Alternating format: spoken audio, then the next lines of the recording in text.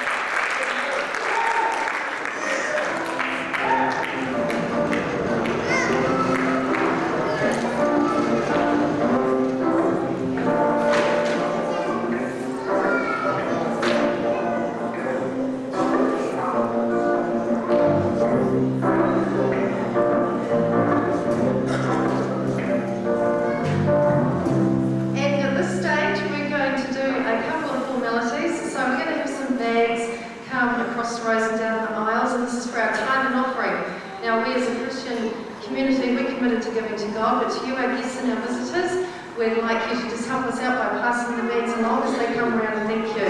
If you wish to put something in there, thank you. And I'd like to pray for that offering.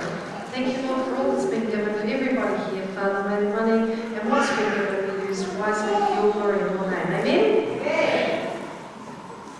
After the service this evening, we've got some have tea, coffee, cold drinks in the foyer. The door's directly behind us out the back. We would love to have you stay and talk with us further. And we'd like to invite you to a very special event next week as well. It's going to be next Sunday, which is the 13th of July, and it's going to be at 10:30, and it's going to be right here in Hosanna. And what it's going to be is all about a day in the life of a Christian. So if you want to know about a day in the life of a Christian, because I'd really like to know what it's going to be all about, then grab one of these flyers to remind you. They're at the doors if you haven't got one already. 10:30 next Sunday right here at Hosanna, okay?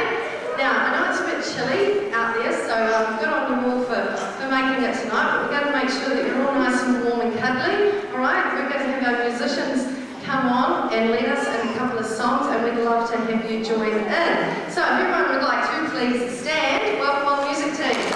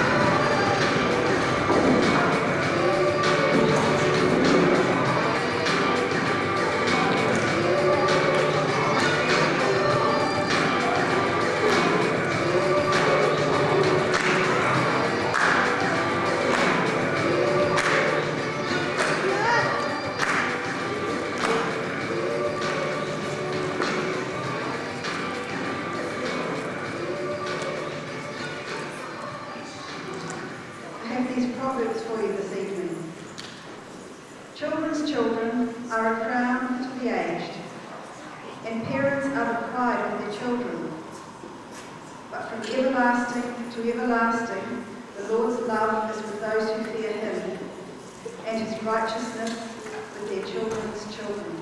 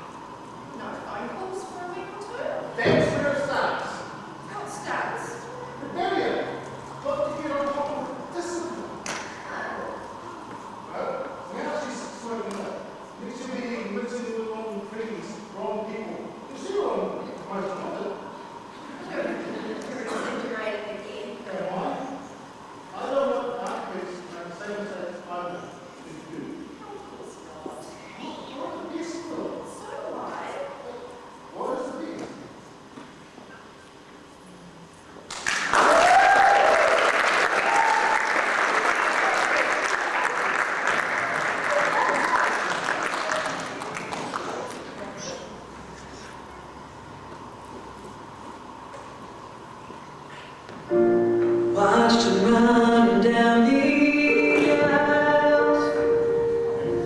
Children's time, Sunday morning.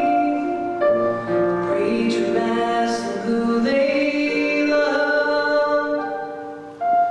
They all smiled and started pointing to their mom, dad, teacher from the kindergarten class, each and every one, just become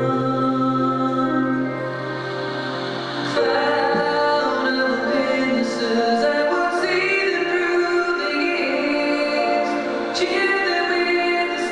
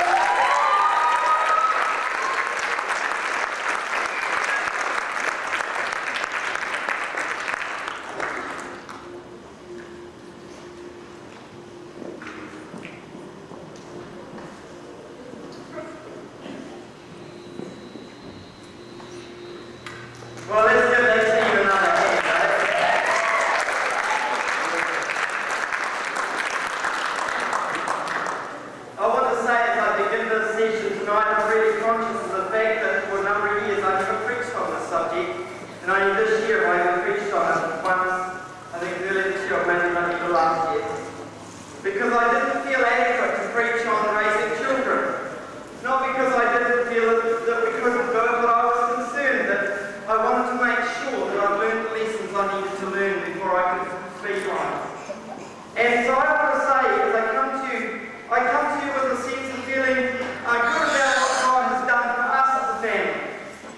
My girls, all three of them, I'm reminded even tonight how special our girls are. I travelled with Sarah to the church here, and I discovered, as she shared with me, the journey that she's on, some of the things that she's going through, some of the things she's thinking and experiencing right now. And I was profoundly touched as I sat and I had time to reflect on this night that we were going to share it.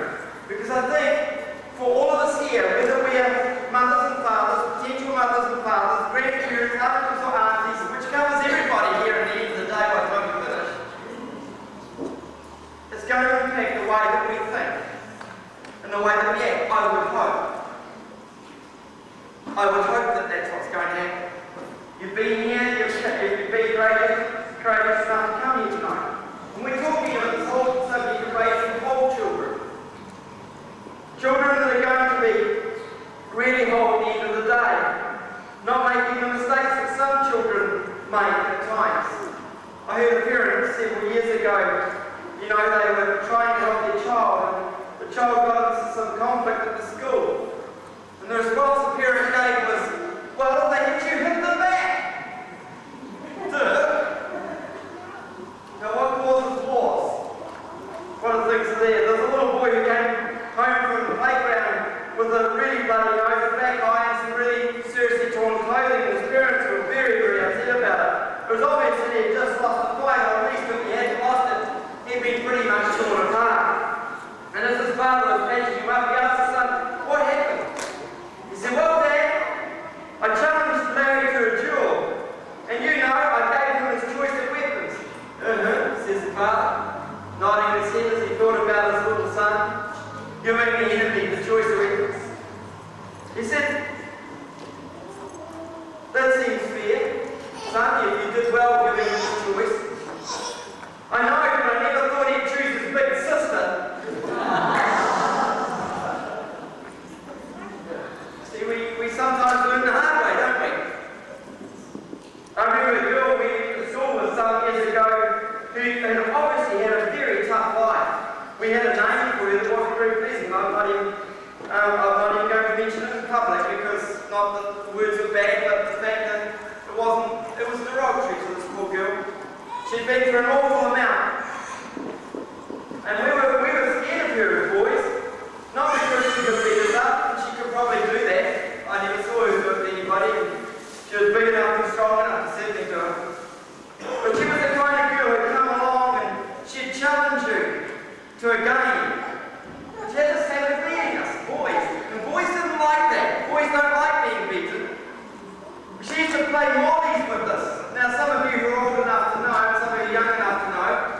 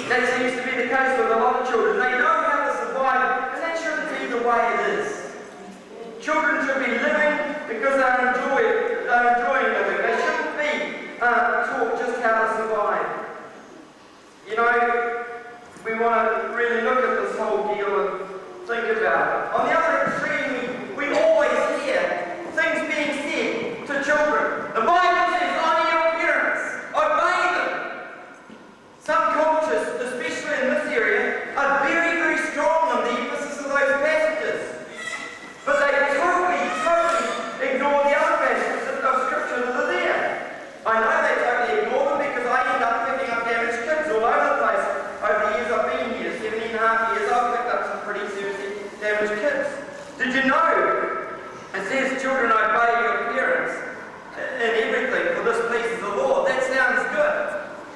But on the other side of the coin, both passages that say this also say something very similar afterwards. And I just want to address a parent issue here first, because I think we get this one out of the way, it's going to clear the way for some of the other things we need to look at tonight. First of all, it says, fathers, do not exasperate your children. Instead, bring them up in the training and instruction of the Lord.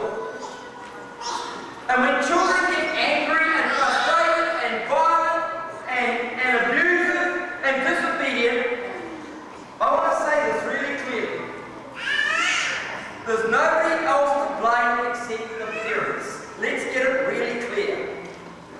It really is that. It comes down to that. I know the things I did, even when I got married, were the things I modelled from my parents, and I hated myself for some of the things I did. And we all do that.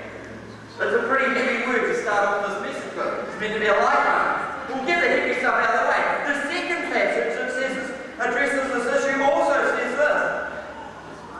Fathers, do not embitter your children, or they will become discouraged.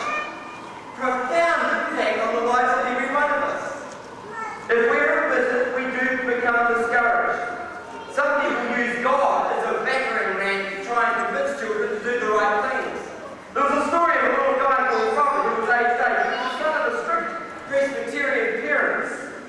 The Presbyterians of those days, they were Calvinistic and they believed in very strong discipline. He was very, very good. He worked hard and still did his chores and was generally helpful and obedient. But one morning, for some reason, he came down to breakfast in a very nasty mood. When his mother served him prunes, he snarled, "I don't want prunes," and he refused to eat them. His parents were aghast and his father said, "Robert, you know that God commanded children to honour and obey their parents, and he will punish those who do not." But Robert still refused and was angry and sent to bed, and the prunes were put in the refrigerator. However, after a few minutes, a terrible thunderstorm came up with a great roars and flashes of lightning. Robert came down the stairs, went to the kitchen, opened the fridge, and from there, just another flash of all the voice was heard saying, "Heck of a fuss to make about a few prunes, God." And unfortunately, that's a view that our children grow up with about God. He's a bully who's about to beat up on us. Whether it's thunder or lightning or some other thing, my mother used to always say to me, "Don't make funny faces, the wind will change and you'll look awful." Because it'll stay the way it is. So I used to go around with my mother and say, now some of you who wonder why my face looks like it is because I got just between the wind. I didn't get caught. So there we are. They're the kinds of things that we live with, we face, and we journey on. And tonight what I'm really hoping to achieve is that as an end result that every one of us here who end up participating with children, whether we're parenting or grandparenting or we're cousins, uncles, aunties or we're whatever, that we will actually approach life with other children more honestly. You see, all of us in God's eyes are really his. We're children. He says we're his. That point kind of puts the bar pretty even for all of us in this room. Whether you be as old as Pat or as young as a little baby down there. Pat's not that old, but it was fun playing with it, right? We're all children, aren't we, Pat? We're just young, aren't we? Yeah, here we are. So let's move through the process tonight because I want to cover some stuff. I want to deal with 5 love languages of children. I want to recommend the book. This book here and another one called 5 Love Languages for Teenagers. This is written by Gary Chapman and Ross Campbell. Both Gary Chapman and Ross Campbell had been well known for dealing with family issues and marriage stuff and things like that. So they all got together and wrote these 2 books. I highly commend them except for one thing. At the beginning of the book, they spend lots of time talking about unconditional love and then totally ignore the rest of the book. They were right to ignore the rest of the book. The first part was the little thing. You always get something in the book. But apart from that, very, very good material. Now let's have a look. Let's ask the question first up.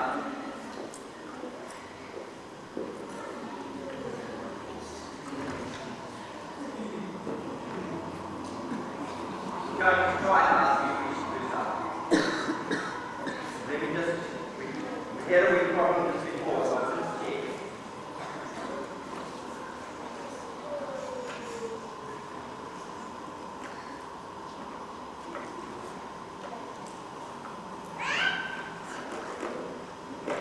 That might not be good news.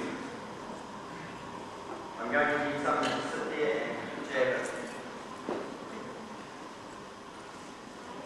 Thank you. As soon as when I do this now. Little button on the left. Ross will show you what one it is. That's being naughty on.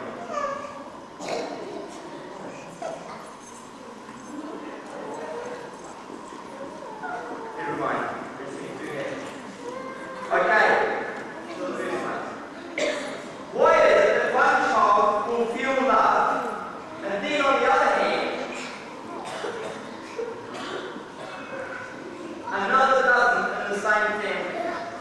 Why is it that that actually happens? Why is it that one child will feel loved and another doesn't in exactly the same family? I know when Angela was younger, Adele came along. We loved Adele. We enjoyed her for 2 years before Johanna came along. Then we loved Johanna and we started enjoying her. We had a relationship with Adele already that was different to what would happen with Johanna. Obviously, she'd been around a little longer. And there was a stage where Johanna went through the stage where she felt as if in some way we didn't love her as much as Adele. And it happens with almost every second child that comes into any family. It happens invariably. Sometimes it goes the other way. In my family, it went the other way because I was an illegitimate child, and so therefore I wasn't wanted, and I was very acutely, keenly aware of that, even though I didn't know the cause. I had no idea that I was illegitimate, even if I had. I probably wouldn't have understood what that meant. But I knew I was unwanted in that situation. However, in our family, Johanna was not unwanted. We knew we were going to have her. We were pretty clear about the fact we wanted to have her. But we didn't know whether she's going to be a she or a he or an it. You never do know, do you? But when she came, we loved her intensely. And I think over the journey, we learned some lessons the hard way. We learned some very difficult lessons, and sometimes we didn't even realise we were learning them. And I think that's part of parenting, and hopefully today we'll get to making things happen a little bit better. So here we go to the next slide. In terms of raising children, it's all about understanding yourself and your children. It's all about understanding yourself and your children. You see, every one of us in this room who were adults have had experiences that are pretty destructive to helping us raise children. Every one of us has had experiences along that line. And so I simply want to say it's very important to realise when you look at these things that you're going to realise that there's some things that you've missed out on your journey. So, we all have different ways of giving and receiving love. Every one of us is different. If you look at our daughters, all three of them, they are very different in the way that they give and they receive love. Johanna will hug and kiss and things, and Adele, when they got to a certain age, Adele used to go, "Get away from me, I don't want this!" She's getting mad, she's kissing me and going mad. Now you discover tonight why that is. Why people are so good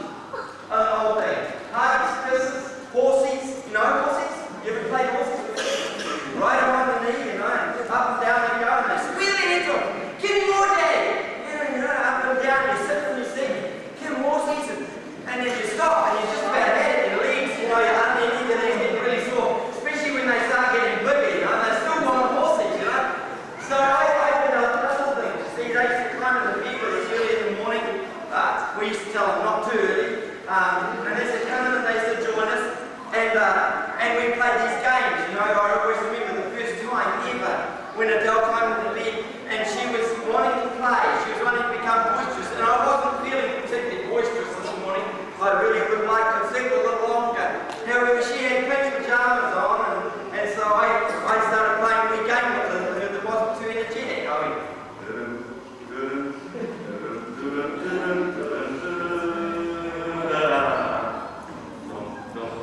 she's laying there giving the head off before I did anything. And next thing my fingers started walking across the shoulder. Under her arm, you know? She'd jiggle her head off. And she'd be lying there and I'd lay there still for a while. She'd say, more daddy, more daddy. I said, oh, I think the pink panther's gone. It's gone away. Oh, daddy, you got to bring it. Oh, he's gone. Oh, what can I see on the horizon? What can you see on the horizon, Dad? Oh, I can see something. Oh, it's coming fast. What it is? And suddenly, right in his stomach, you know. He's Ticklebug. And we had two creatures that lived in our bed for weeks and months and years. They'd come into bed to find out if Pink Panther or Ticklebug were there. Now, you might think that's funny, and it might not be something you do. Learn to do it if your kids are little. They will love you for it. You're spending quality time doing things that are just absolutely fun. And there's all sorts of things you can do. You know, my girls used to love doing something. I'm going to get Adele and Johanna to come up here right now because these two know what I'm going to do. They actually don't have any idea what I'm about to do. But it's something we used to do. Here they come.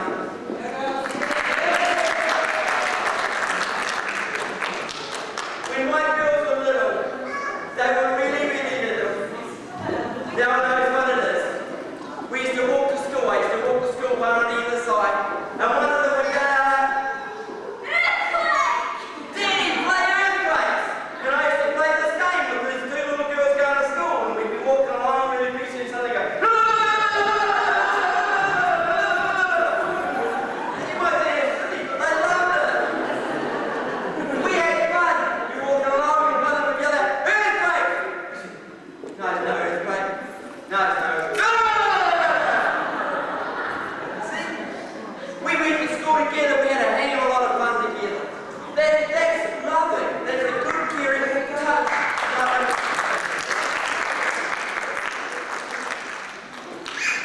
I know sometimes Sarah and them would be coming on the street as well. When they got older, it wasn't really appropriate to do it anymore. You can see they're getting too big and they're more likely to get obedient ways. You know, there's all sorts of physical touch. It's really, really important to children. They're really important to us, in fact, but most of us don't do it. You know, one of the interesting things about Jesus was when children came to him, the disciples said, go away, get the kids away from here. You know what Jesus did? He took them and he said, no, bring them here, you guys. Stop marking around. Bring them. Come over here, kids. You know what they did? They came and they sat and he sat them on their knee and he said, you know, those who have faith, the little child, and the greatest of the kingdom. He said several things, really. And he held them and he hugged them and he showed a model of touch that was pretty rare in his culture of the day. He knew what he was doing. So the little types of things, of physical touch that we can get into. There are some inappropriate ones, and I always think you want to say, we want to bang, none of that. God will judge us. I'm not going to say any more about that. Because we really want to dwell on stuff that's really good and really healthy. One of the interesting bits of research that's come about, that babies who are held and kids lead a healthy emotional life. They lead a far healthy emotional life than children that don't receive those things. That's a total fact. That they live a totally, actually healthy emotional life. There's very few of them that don't, unless there's been some other damaging thing that happens later, that don't end up enjoying life.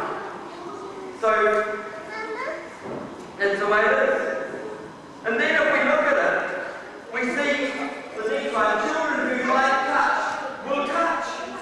Children who like touch will touch. Now listen, parents, there are some kids that just get on your wick because you'll be trying, ladies, to hang out the washing, or you'll be trying to fix the car. And it's nothing worse than laying under a car with your feet up the side and suddenly one of your kids comes along and grabs your leg, you know everything. Your leg, you're not knowing how to get it. But oh! Don't go mad at them, they're just coming to say I love you. They don't use words. The children that love us will touch because every child has one of these 5 languages that has the strongest one. It could be any of the 5. But there usually is one in the family that will end up loving touching, loving to be there, loving touching. And parents get annoyed. Hey, get enough time for you! Lot of rubbish. God gave you enough time, you just badly using it. The difference. So, when we look at the whole thing too, we need to look at the fact that you get teenagers who come along. You don't really want to embarrass teenagers by giving hugs and kisses in public. I mean, sometimes I got up to mischief. I remember my daughter, my oldest daughter, Adele, going to school with Queen Margaret College. The first day she went, we drove on my sea Bedford van, brown with orange and yellow stripes down the side. Some of you remember my old van. And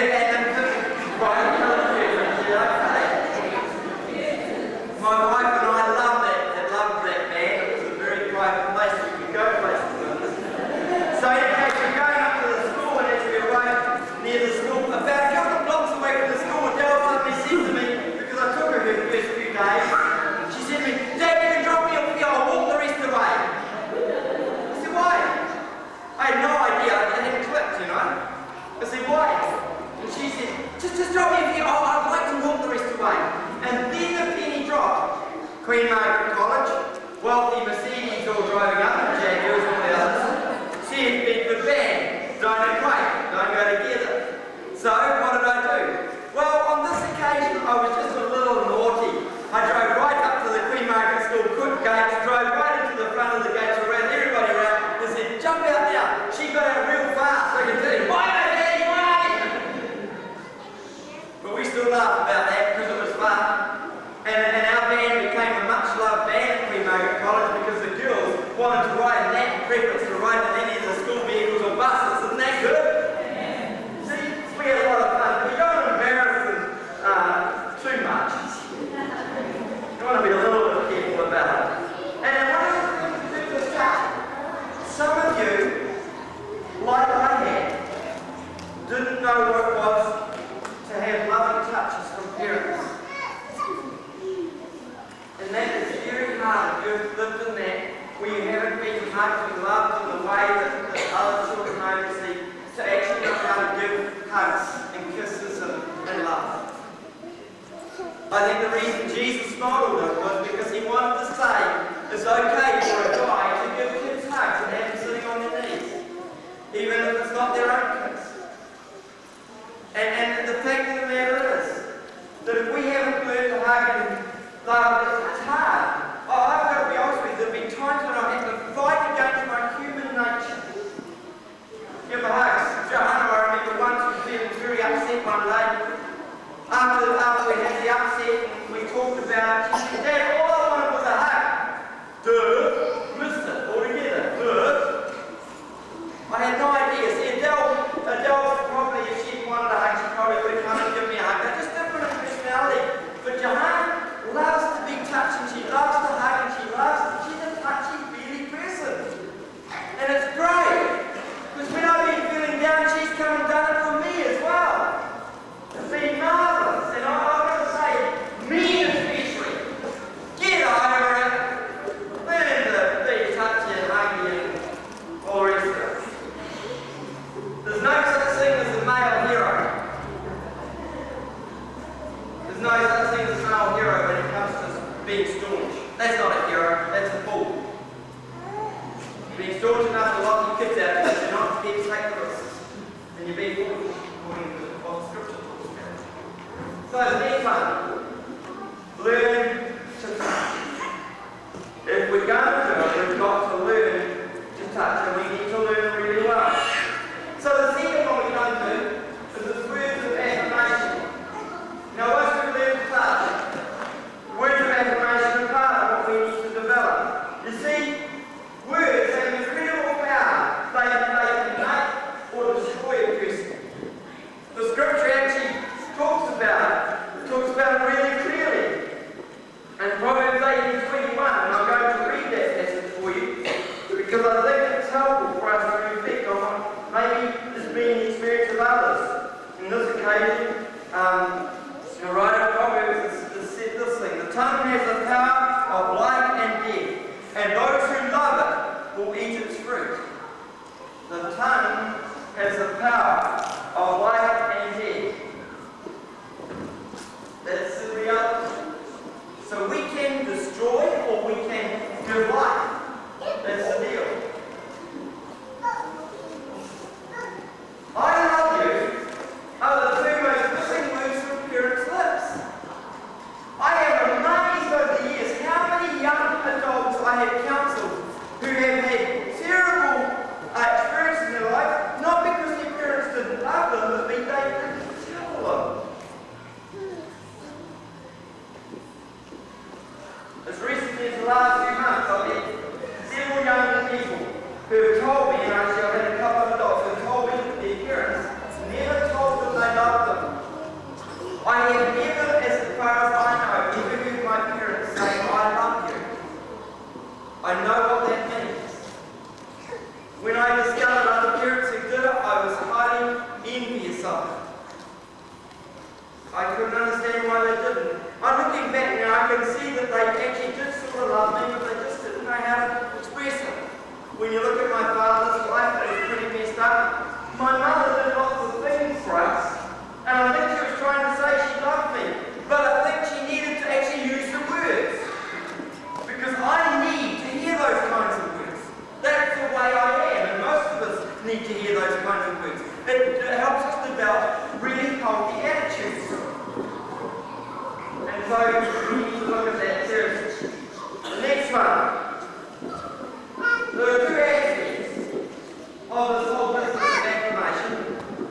Appreciation for who the person is. So if you're going to affirm a person, you need to be affirming and appreciating who they are. In fact, if you notice Jesus, he modeled this even with his disciples. You know, he did all sorts of things. Peter, you know, he was selfless. Jesus got his name and said to Peter, from now on you're the rock. You're Peter. Petra. You're the rock. From this day onwards, that's what you are.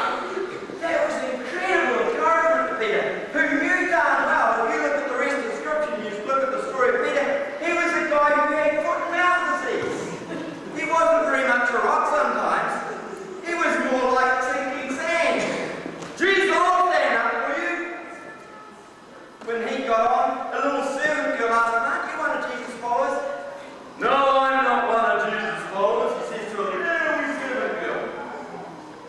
Jesus kept speaking positive things into his life, and you know the fruit of it is, he became one of the most powerful men of God after Jesus was resurrected, and he realised what Jesus was saying. Now that applied to his disciples, but it also applies very well to children. In fact, you see the children through the scripture who were affirmed by their parents ended up doing exceedingly well. So there's appreciation for who they are. They're not saying things that are false. This is really important. You mustn't say things that are false. You mustn't go to your child, and there's been books that have been written to tell people to do this kind of thing. You go to your child and you say to your child, you know,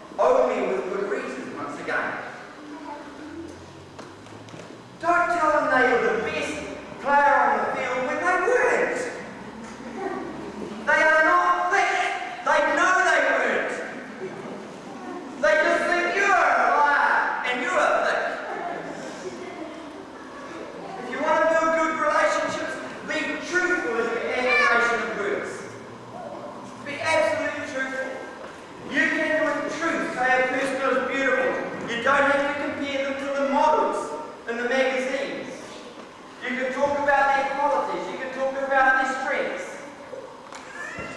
And you don't add on at the end, but you're a bit useless at this, aren't you?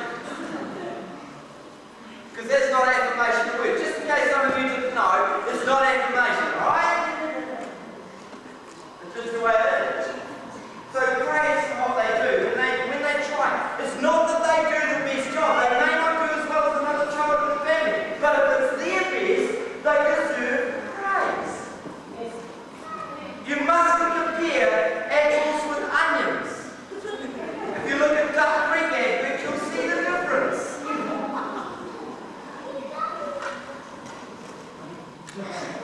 We are all very different. In terms of words of affirmation, the greatest enemy for us is anger. You cannot give words of affirmation if you're going to let yourself get angry. So as soon as you get angry and you're trying to talk with a kid, you know you're in trouble and you know, listen to this, you know, if you're really honest with yourself, as soon as you get angry, that you are actually destroying a little bit more inside them. Now, I want to be honest here and say that I have on occasion been angry when I shouldn't. By God's grace, our children have turned out the way they are. Sometimes I think more than by my grace. By and large, we managed to deal with things and we didn't get very angry very often. You're going to blow it sometimes. I felt like when I had children, it was the most scary thing. Awesome responsibility. I saw this little girl laying in the thing. She was only 3 pound old. She kept dying all the time, and I thought, what am I going to do for her? I was helpless. Right from the first day Adele was born, I was totally helpless. And when Johanna came along, I was helpless again because Adele came too early and she was too small. Johanna came late because she was too big. I couldn't do anything about either of them. In fact, if we'd lived a couple of 100 years ago, I would have had a choice between a daughter or a wife because they would have killed one or the other to get life.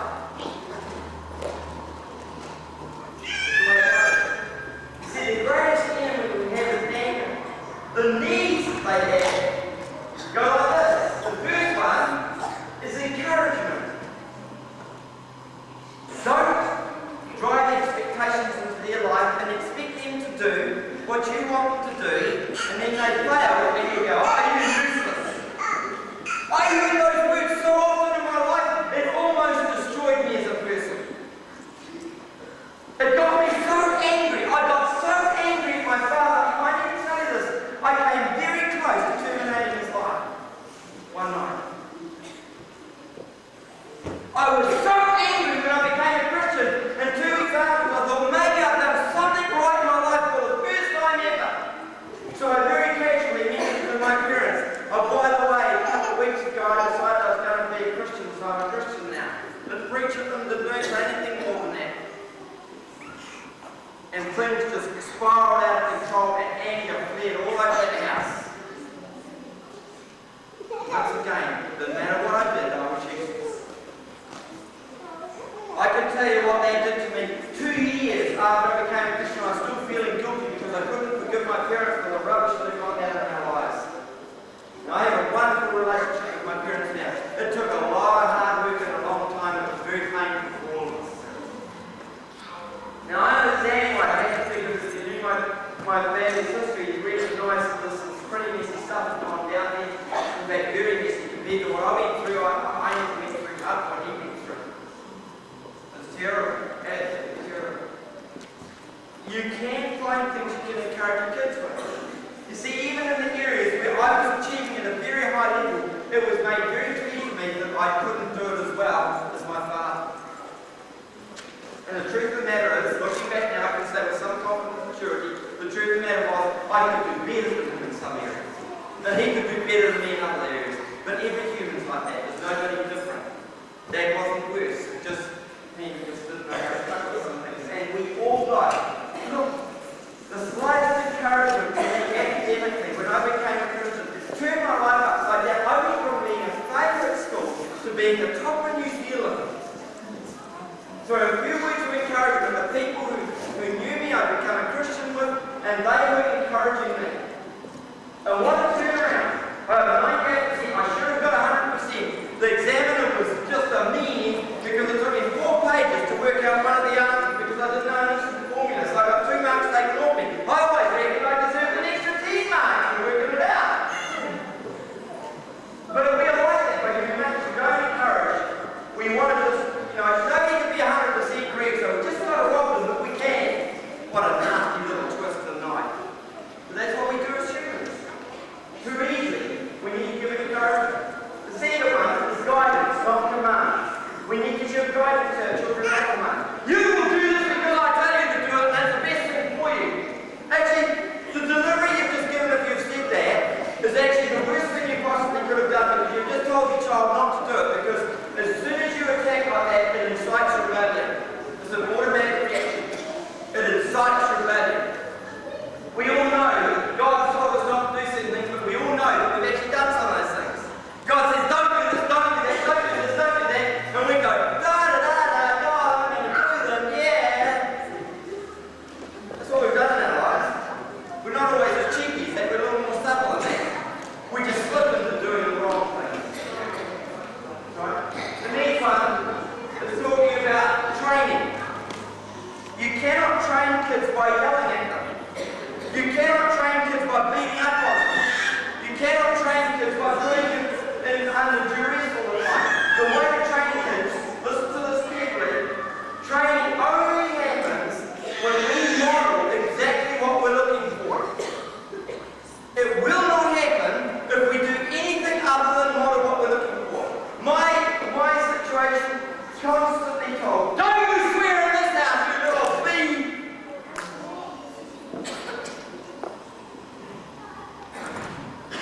Boy, did it get me angry! How dare you tell me not to swear? You swear at me! And that's how angry I felt. I wanted to hit him! And I'm telling you this because I don't feel like thinking, but I think we need to hear the kind of anger that goes on inside a child when they get treated like that. And there's one standard being drawn on the table for the child, and the parents doing the opposite. You will not train your child unless you will not train your child unless you're modeling it. It just will not happen. Now, they are the same rebellious person that you ended up. That's what will happen. They'll make the same mistakes. And that's something you don't want to happen. Agreed? Agreed? Yeah. Cool. And you see it. So, in terms of that, no negative words. Listen to this list that I drew up. If you in any way call your children things like this, my little troublemaker, my brat, you're dumb, you call them witch, useless, little devil, a rat bag, a little horror, or any other name like that, or any other shape, you will reap what you have sown. Your child will become what you have spoken. Jesus makes it very clear, and we know from society studies, some studies that have been done over the years, that when you do those kind of things, the children will conform to the words that you speak over them. Essentially, they are a curse. Essentially, they are a curse. So if you even think about them as being naughty or a brat or whatever, if you don't spend time training them in the right things to think and to say and act, you will suffer the consequences. I'm sorry, but there's no other way around. I never call my children any names.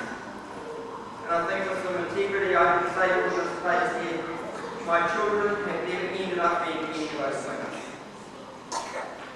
And they're very keen young students who worry us sometimes, who put us through trauma at other times, who we messed up with sometimes. But at the end of the day, we really want to do the best for our kids. And I'm pretty encouraged about how they are in spite of them. Because God got involved as well, and that was pretty helpful. So, yeah. So that's the whole business about the whole affirmation thing, One of the things in terms of this, so I know one child will respond to the affirmation negatively, and another child in the family will not respond to the affirmation of words. Words being nothing to some children and everything to others. Remember that. Let's look at the next one. Quality time. The first thing I'd like to say is never be too busy. I want to say something that's probably going to rub a really more edge here, but I think it needs to be said. We are living in an individualistic society today where self-pleasure, hedonism is all what life is all about. Parents do things to try and make their children feel good. And we're going to cover one of them next with the whole business of gifts. But one of the things we do, we become preoccupied with work. Men are working far too long hours very often to give real attention to their children. There's nothing wrong with working some reasonably long hours as long as you're also able to give the time to children at its time. My children always had the ability to knock up my office door and to walk in, no matter who I was counselling, because as far as I was concerned, my children were very important. If they had urgent issues that they felt was urgent, I was going to trust them to actually bring it to me. Now, sometimes the urgent issue they came with didn't seem that urgent to me, I've got to be honest. But for them it was urgent. And that's what was important. And it never hurt the person I was counselling to see my children come in and talk with me about a serious issue. Because they actually said something to those people. I had people sometimes, and numerous times it's happened, who sat in my office, sat in the chair, and they looked at me, and they said, things like this, and sit there and they go, wow, do your kids always talk with you like that? I said, yeah. Man, you put a lot of trust in them. I said, well, they're trustworthy. And a number of people who were there for counselling to do with the way they were dealing with their children, my kids walked in, sort of a little divine appointment, maybe God arranged it, and it was very helpful for people who were present. Never be too busy. There's a real trend in our society at the moment. I know this, I don't want this to be taken personally by anybody, but I do need to say it. There is a responsibility for us to realise that if we're going to be working with this love language, we're spending too long hours, or both parents out working all the time, and the children are not getting the time they need, or there's the silence second. Then I can tell you right now, your children are going to lack the things that God has given you the responsibility to give them. I've seen it too often. I've been pastoring 24 years, and I see so often kids grow up who started out, they looked okay, they looked safe for a while and all the rest of it. And often it's a very hedonistic thing, we're doing it for our own pleasure. We sometimes even blame God for giving us a job. But most of us can go and get a job without God's help and then get the support in our own minds. For those of us who are not followers of Jesus in this building here tonight, you probably don't go around blaming God, that's a good thing. But the truth of the matter is, at the end of the day, children need our love.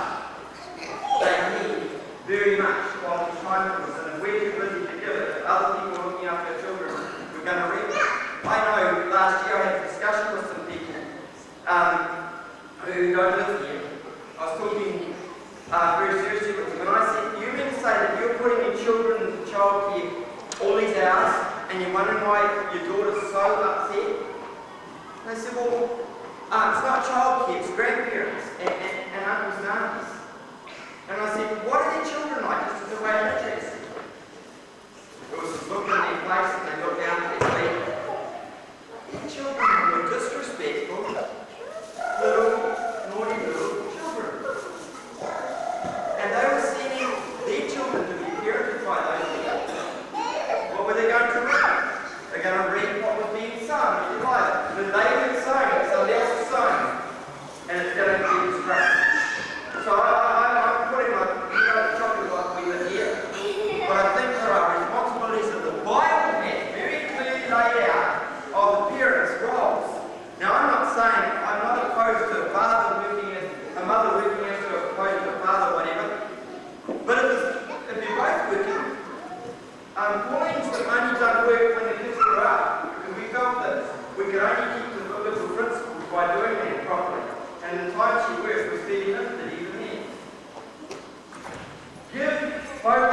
undivided attention. Give focused, undivided attention. If you're going to give focused, undivided attention, it means that you've got to actually put aside time. You've got to plan it. You need to put some real solid work into this whole deal. In fact, if you have a look at the sheet sheet we've got up here, you'll see the father sitting with the two boys reading. They're looking at some stuff together. They are together. And then if we look at it, we'll see, first of all, they are doing something together. Secondly, these guys here, I think they're studying the Bible today. But I want to say, the first thing they can do is to be praying together. The third one is when you're being together, you can plan to be together. Now, plans don't always work, and I've proven that. But you can at least try and get somewhere right some of the time on this deal. And then the next one talks about spontaneity. We need to be people who are going to be spontaneous sometimes when we don't particularly want to be. Oh, I didn't plan this, so I can't do it. I'm in the middle of doing something really important. I want to ask you this question. It's a question I always ask myself. If you think about it, in God's vast eternal plan, does the thing you're trying to do right now really matter? That really does put things in perspective. Most of us are driven by money.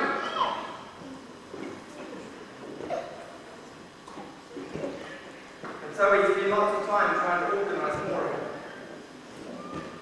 Because if we do, we can give things to our children. And that'll help them. Well, it probably is about time we moved on to the next one, which talks about gifts. Because I want to first of all say, gifts are not just monetary things. And gifts will not make your children love you. Gifts will not make your children love you. I've watched many rich people whose children are the most unhappy, perfect people around.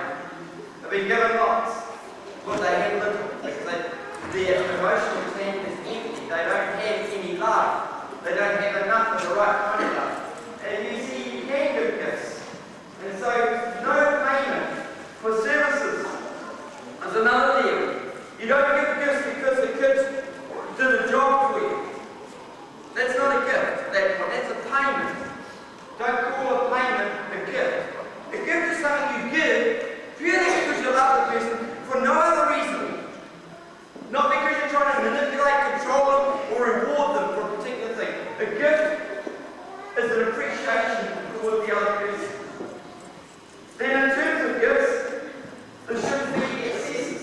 If we exceed what is healthy to give a child, then I can tell you what's going to happen. They're going to become greedy and individualistic, and they're going to be quite destructive as they get older, and they'll be hated by others. And then no guilt gifts. No guilt gifts. Don't give gifts because you know you have to be spending enough time with the children. If you're doing that, I want to tell you one thing. You've already destroyed them from inside. You've already destroyed them from inside. See, a gift could be saying this, what I was one sheet here. I'm thinking about you. I love you. And some children just love gifts. Other children, they get given gifts, and you see the way they treat them, the gifts being not even valuable to them. Because they really wanted love in a different dimension. Maybe one of the other 4 love languages they need. Let's come to the next one here now. Acts of service. Acts of service are things that you do for your children, or, secondly, that you're doing for others with your children. And I want to say this. There are people who when they're trying to deal with their children, trying to discipline the children, they use acts of service as a punishment. You go and do the dishes. Or you go out the wash house and sort the washing out. Let me tell you what I learned from that. Or you go and peel the potatoes. I've thought about this. I know why I hated doing potatoes when I went boiling and why we had so much conflict over it. Because in one instant in my life, when I was younger, I was made to go and peel the potatoes for several several weeks on my own for our family, and it wasn't a totally small family, and we ate lots of potatoes. And I hated peeling potatoes. It didn't teach me anything about what I needed to think through. All it did was make me angry. See, we should learn to serve with love. You tell a girl or a boy to go and peel potatoes all the time for punishment, guess what? They're not going to like doing it when they get older. If you tell them they're going to go and work on the washing machine in the wash house as a punishment, guess what? They're not going to want to work in that washing machine when they get older. There's ways of punishing children without using things that are service things that they can do out of love for the family. And if you teach them how to love, my wife is incredibly good at serving, and I'd like you to give her a hand. She does all the time.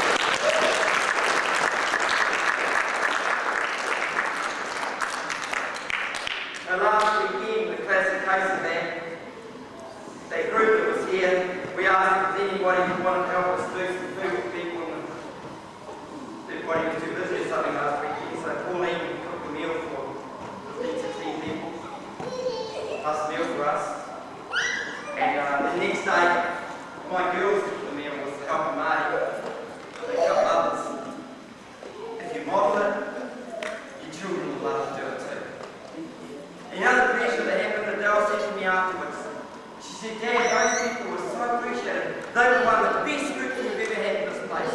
They just kept telling us how much they appreciated what we're doing for them. You know why? They got quality food. Who's going to complain? Right?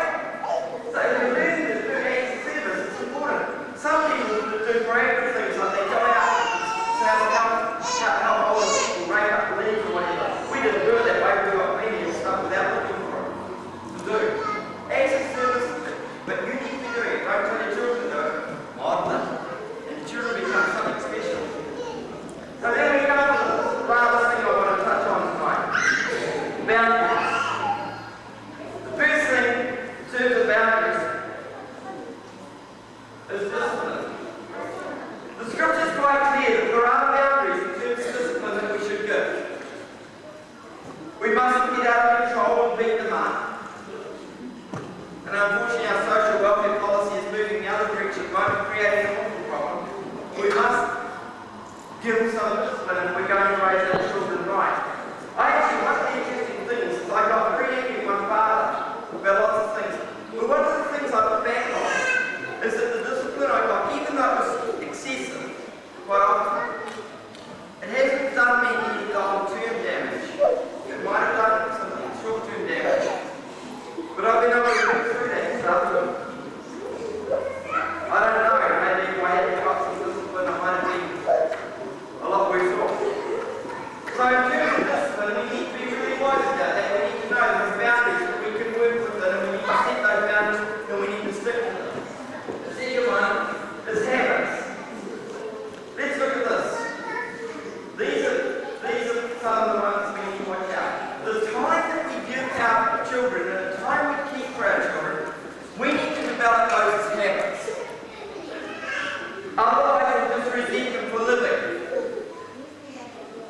And you can tell when parents resent their children for living because they'll say things inadvertently that are actually quite negative and destructive. And then the second part of this is bedtime. Can I say this?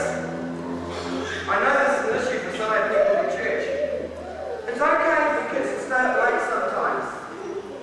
But if your kids are going to grow up really healthy, they're going to grow up doing well, set a bedtime and stick to it pretty much most of the time.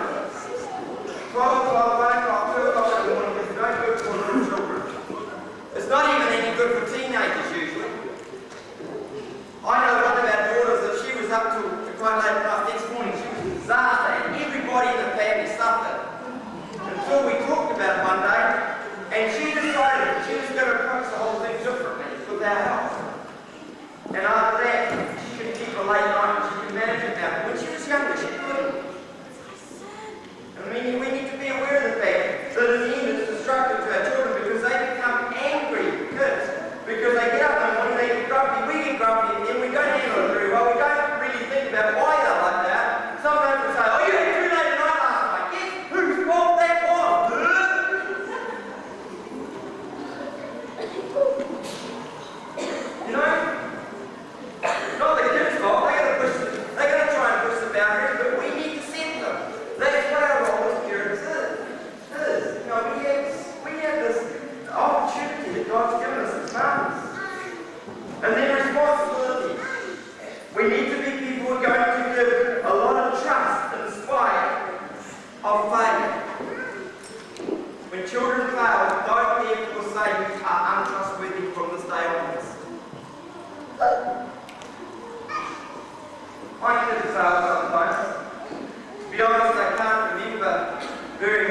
occasion's going to happen.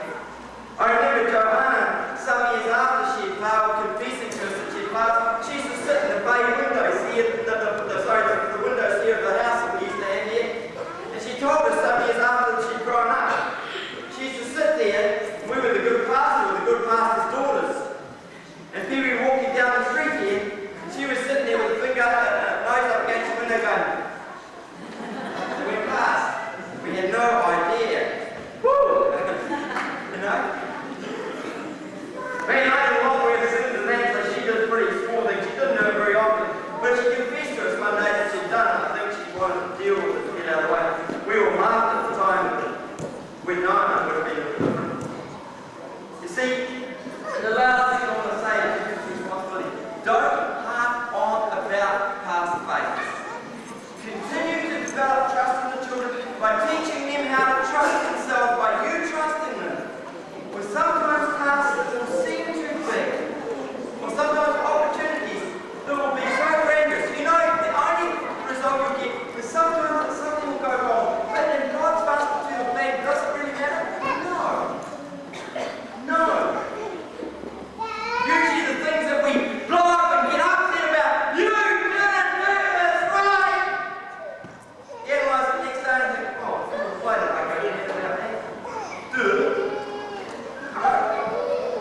Responsibility needs to be given to children as they develop. Don't give them too much when they're too little, and don't give them too little when they're getting older. So I just want to, this is my last slide of the three, you know. Say, here we go, children.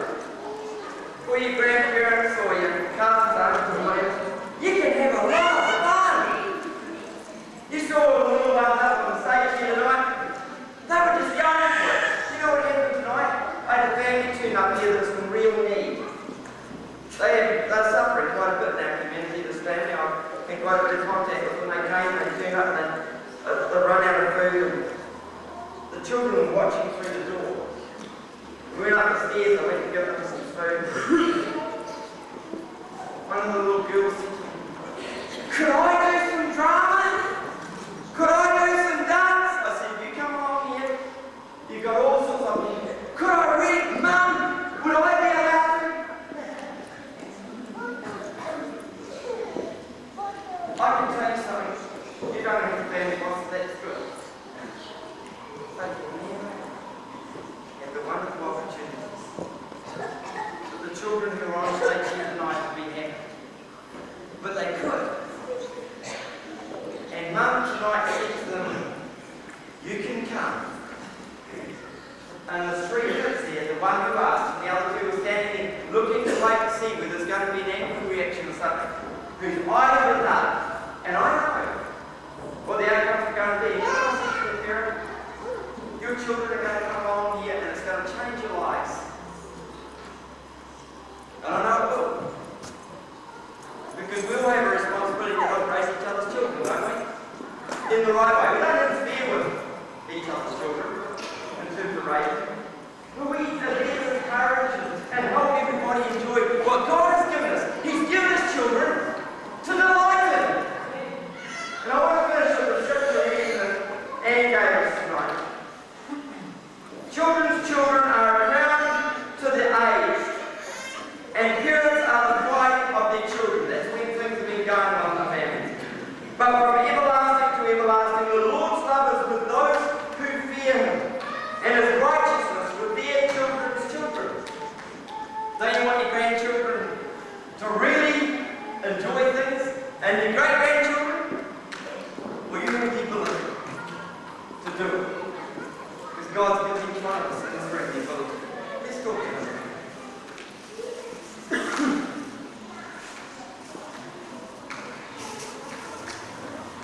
Father God, we come to you tonight, acutely aware of the fact that each one of us is imperfect, and none of us in this room can claim to be anything other than imperfect. But we know, Lord, that you are the one who is perfect. You are the one who has touched out many of our lives in this room. And tonight, we've been thinking about things. Lord, teach us what it is to give physical touch, give ways in the way we give gifts. And to be able to serve in the way that we design us to do so that our children will learn to be people who are going to make a difference in this world as well. Forgive us for the times we've failed, so we've got angry and we've tried and we've exacerbated or angered our children. Forgive us for the times when we've done what we know we should do. So guide us and give us the courage to not be hedonistic, not be pursuing after everything else except what you have given us to do. Help us to balance our lives in a way that we won't feel obligated to other things. Okay, Jesus, help us to understand exactly how you would do it and to be following you in every way in Jesus' name. And they all said,